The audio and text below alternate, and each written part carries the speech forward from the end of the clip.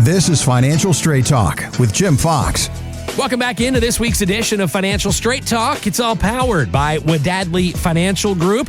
Of course, we are with the Financial Straight Talker himself, Jim Fox. And Jim, a little bit different segment here for us than what we normally do. You were just up in Nashville a couple of weeks ago. I had a chance to sit down with some country music stars, including Chancey Williams. We're going to hear that conversation coming up in just a minute, but set the scene. What was Nashville like? How much fun did you have up there getting a chance to sit down and talk a little music with these guys for a few days? Well, I've got to tell you, man, I've been really fortunate. This is my second year at CRS, and that stands for Country Radio Seminar, right? So nobody knows what that means. I didn't know what that means either. It's, when you hear those promos, Kevin, where it's like, listen to WHKRT, whatever, coming up next with the artist, right? Those kind of things. Well, that's where they meet these guys, right? It's kind of like you set in place as a radio guy, and the stars just kind of come around to you.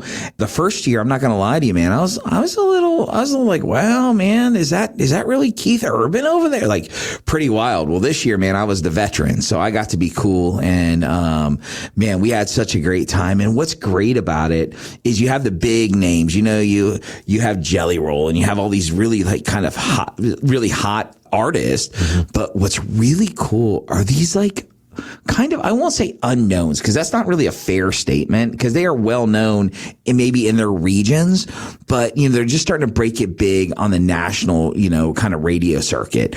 And so many amazing artists. And what I realized were two things, Kevin. One is Sweet Jesus, Am I Old? Start with that one. Because some of these people are like Hunter's age, it feels like, right? They're in their late teens or early 20s. And number two is, man, they have reset my faith in the youth of America, because they're just good folks, man. Yeah. This is the kind of guy that if you're stuck on the side of the road and your car's broke down, he's going to pull in behind you and ask, can he help? Yeah. I mean, that's the kind of people that we're talking about here. And it was a really cool event, because, the artists got to back away from their persona and be themselves. And as you know, one of my favorites is Chase Matthew, right? And that's not today's show. We're going to hold that for later. But it's so awesome to meet somebody like I met Chase last year, and here we are fast forward a year later, and now this guy's selling out arenas. What a cool story. Chancey Williams is the real deal. He's like a legit cowboy, Kevin. Yeah. The real deal. And he had the song Ballad of Uncle Don. And by the way, my Uncle Don was the heavy drinker in the family. Every family's got to have one. Mm-hmm. And Don was the last one to die, by the way, on my dad's side. He was so pickled he couldn't die. And Don was the crazy one. Don was the guy who said, hey, I'm going to go over there and jump on that electric fence and see how long I can hold on to it, and that kind of nonsense. And Chancey was that guy. And what a great story about a guy who just goes out there and puts the work in time and time again. And it was just such a great experience. Well, you mentioned he is a real cowboy, the pride of Moorcroft, Wyoming. He's been active since 2007. He is a country music star, and he sat down with a radio legend in Jim Fox. Let's hear that conversation from just a couple of weeks ago at CRS in Nashville. So, ladies and gentlemen, I want to let you know that today's skin of the day is going to be ostrich, apparently. That's here. Right. Slightly tanned. We will auction them off at the end of the interview. Chancey. Yours look a little nicer than mine. Well, I mean, yours are the real deal. Mine just kind of walks around. You know what I'm saying? Well, yeah. All right. So, are we hot and ready to roll? All right. Chancey. All right. So last year, man, I think we were in this exact room. I think we were, and, man, it was awesome. Just listening to you play. I came up to you afterwards, and yeah, I grew up. I grew up in the 80s and 90s with country. I mean, I'll never forget getting slapped for singing some David Allan Coe songs that my mom didn't want me to say growing up. And I told you afterwards, I said, man, I just love the storytelling, right? I just love it. That's country music. That's it, right? I mean, don't get me wrong. I like a little hick hop and some of the other stuff. Yeah. But, man, it was just great. And it's been a year. Yeah. And I don't know how we're destined to be together somehow and somewhere. But right now, number 3 on CMT. Number one. Number 1? Yeah, 3 weeks in a row. Brother. Listen, the Ballad of Uncle Don. Now, I got to tell you about my Uncle Don real quick. Okay.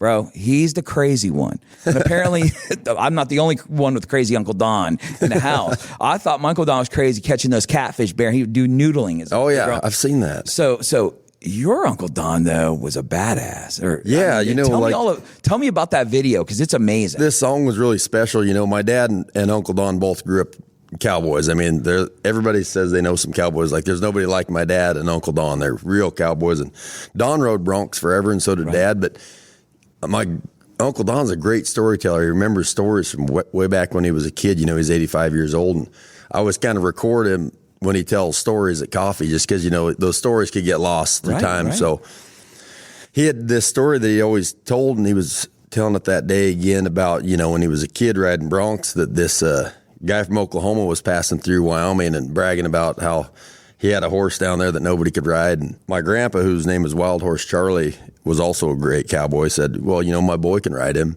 Bring him up here.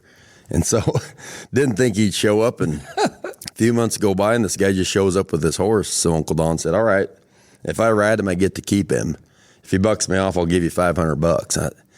Ended up riding him, getting to keep him. So we were down in Muscle Shoals riding at Fame Studios one day, me and Bryce Long, my producer, he's a great rider, and James LeBlanc, kind of looking for something to write that day. I was going through my phone. I was like, I've got this great story my Uncle Don tells that when he was a kid. They're like, oh my God, we got to write that. It's called The Ballad of Uncle Don. So we wrote it. The song turned out great, and then we went to shoot the video, and I called my cousin James. I said, is there any footage of Uncle Don riding, when he was younger? And she's like, actually, Aunt Cheryl just put all the stuff on a flash drive from reel to reel stuff. Right, yeah, amazing. And so all that footage in the video is Uncle Don in the 50s and 60s. So the whole song is special, being wrote at Muscle Shoals at Fame Studios. Right. It's a true story that, not a songwriter in town could make up that story.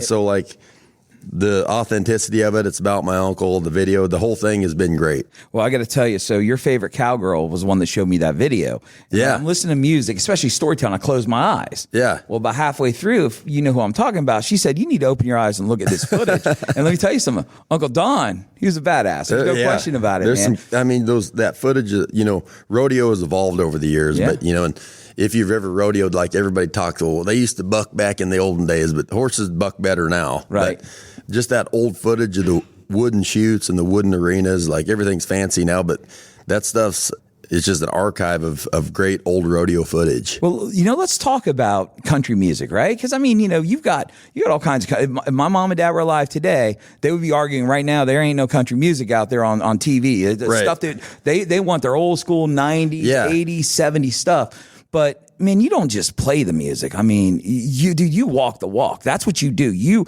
live it every day. When I was learning all about you, you're the real deal. So Chris Ledoux, which interestingly we enough have a little connection with. One of my Marine Corps buddies was actually related to Chris Ledoux. So that's a really cool story. But you and Chris Ledoux are the only two artists that have actually been on the pro circuit and actually played it. Share that with the audience, because I think that's such a unique story of how you're the real deal, man. Yeah, unfortunately in country music, there's not actually a lot of real cowboys. There's people that are cowboys, but not like rodeo ranch cowboys that have went on to be successful in music. Chris being one, George Strait to an extent, and a few others for sure. Right. But I was fortunate to grow up on a ranch in Wyoming. My whole life ranched and rodeoed with my brothers. So, before I was ever in music, I was a saddle bronc rider and went to college to ride saddle broncs. I had a band on the side, but, went to college national finals twice, and then just kind of decided I wanted to play music. But, that real cowboy stuff, the guys that have walked the walk, it's really fun to sing about, because there's a whole group of people in the world that have never got to see what we do. And so I'm trying to bring, personally, my take on the real cowboy lifestyle of what it really took to music, so people can live vicariously through these cowboy songs. And again, first thing I said to you, you played a song, walked up to you, shook your hand, took me back to my childhood. Love it, right? Love the storytelling. But I just got to share with you some of the stories I've heard about you. The tour bus breaks down, and guess who's got grease all over his shirt under it fixing it, right? This is so different than what a lot of people think when they listen to country music. What is, if you could have any dream come true, if you could just say, Jim, hit me with that magic wand in this industry, what would be that thing that you're striving for? What would it be? Well, everybody wants to, play to bigger audiences and more people all the time, so I just want to get my music to more people. I don't number ones are all fine and all that stuff and radio play, but at the end of the day, we like touring. Like I like playing on stage and writing songs and seeing people sing them back to you. And obviously the goal to that all the time is to just broaden your geography and play to bigger stuff and more people all the time. So that's the goal. And to just, at the end of the day, when the dust settles, I want people to remember me like, I didn't fake it. If you like my stuff, great. If you don't, I don't give a either. So like. Well, Chancey, why don't you tell us how you really feel? Well, I've always sang what I sing. This is what I sound like. There's no way I could come to town here and sing some of the stuff that people do, and there's nothing wrong with some of that stuff. It's just not what I do. Right. Like I'm a cowboy from Moorcroft, Wyoming, so my fans would string me up if they heard me doing some stuff that other folks do. But what I do is I sing country music and authentic stuff that people can relate to that have grown up out west, songs about ranching, rodeo, and Western way of life stuff. So when the dust settles, I guess I want people to remember me as he did it the hard way, and we knew exactly who he was. Like he wasn't faking nothing. So here's my last question for you. Okay. All right, and being a cowboy is kind of hip and cool now, right? This is what I'm seeing. So I want to get your take on one of the hottest shows that are out there right now. All right, okay, and that's Yellowstone. So yeah. So do you feel like as a true cowboy, is this a good thing for you? Or how do you feel about how cowboys are cool? How does that Well, resonate first off, with you? like the saying around town got to be where cowboys are cool again. I always have to stop and be like, we've been cool the whole time. You guys just finally caught up to us. Like I've always thought cowboys were cool. My dad was cool, my uncle. So like, hang on a second, you guys just finally figured out who we are. So we're still here, been here the whole time. But like Yellowstone, the show itself has done wonders for the Western way of life, and I think it's great. The whole plot of the show is not wanting people to move out west, which has directly made people move out west. Right. So, but in general, like, I think it's great to walk around Nashville and see a bunch of cowboy hats.